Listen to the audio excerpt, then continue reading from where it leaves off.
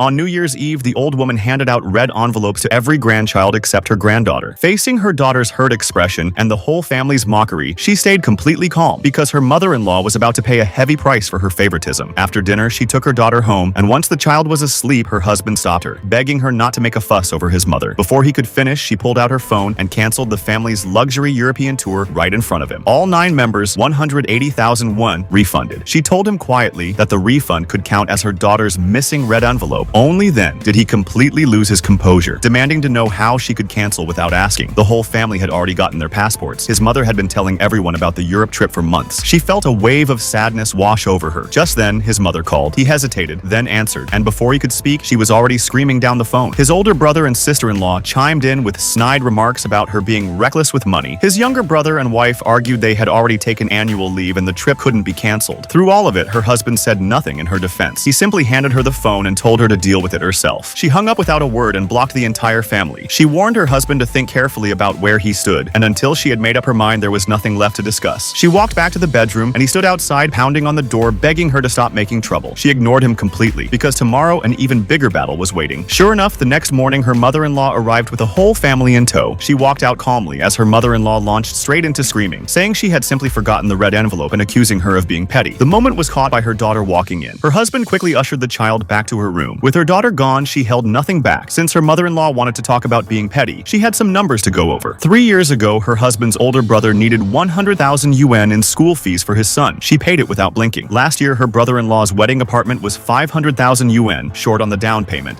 She lent it to him on the spot with an agreement to repay within a year. That child can walk now, and not a single yuan has come back. Then there was the mother-in-law's monthly living allowance of 5,000 yuan, originally agreed to be split 3 ways, but with the older brother paying a mortgage and the younger one saving for a wedding, every last cent had quietly left her bank account. She didn't care about the money, but even a dog wags its tail when you feed it, and what had she gotten in return? Since her mother-in-law had decided her granddaughter wasn't worth a red envelope, she could start by returning every yuan she had taken over the years. Her mother-in-law scoffed and said that since she had married into the family, everything she owned belonged to them, and she had no right to take any of it back. She laughed out loud. Fine, if reason wouldn't work, she'd let a lawyer do the talking instead.